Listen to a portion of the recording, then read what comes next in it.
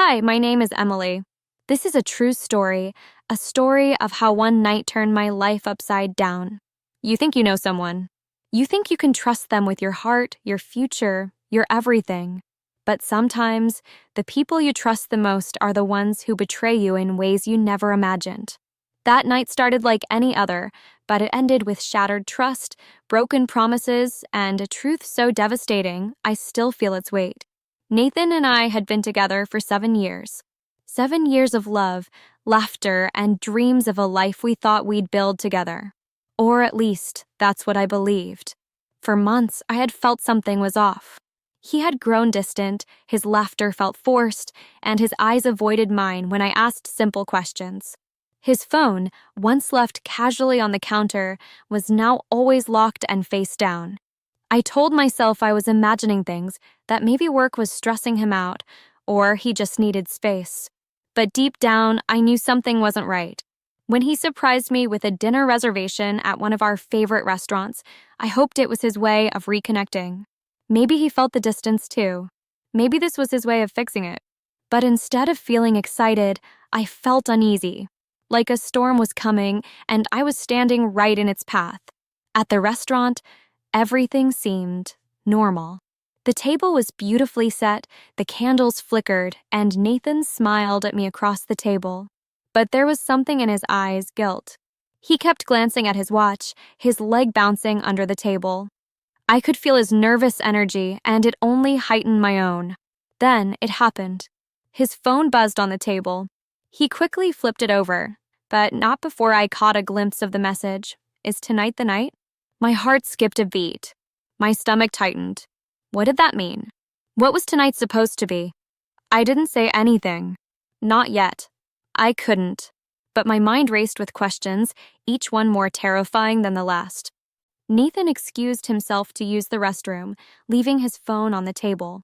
I stared at it, the screen dark but taunting me. A part of me screamed not to look. But another part, the part that needed answers, couldn't resist. I grabbed the phone and swiped it open. The lock screen was no longer a barrier. And there, staring back at me, were messages that confirmed my worst fears. Her name was Sophia. Their messages were filled with plans, promises, and love. Love that wasn't meant for me. And then I saw it, a photo of the two of them, smiling, holding hands. The caption read, "Can't wait for our forever." My hands were shaking. My chest felt like it was caving in. Everything I thought I knew about my life was unraveling right in front of me. When Nathan returned, he froze. I was holding his phone, the messages still open on the screen. He didn't even try to deny it. His eyes said everything. "Who is Sophia?" I asked, my voice trembling but firm. He stammered, tried to explain, but nothing he said mattered. The truth was already out. "You've been lying to me," I said. "You didn't just betray me. You betrayed us, everything we built." He tried to defend himself, to make excuses. But every word felt like a knife, cutting deeper into the life I thought we shared. And then, as if his betrayal wasn't enough, he admitted something that shattered me even more. Sophia didn't know about me either. He had been lying to both of us. The rage inside me boiled over. I slammed the phone down on the table and stood up. The restaurant fell silent as every eye turned to us. I looked him in the eyes and said, "You don't deserve me. You never did." And then I walked out, leaving him and his lies behind.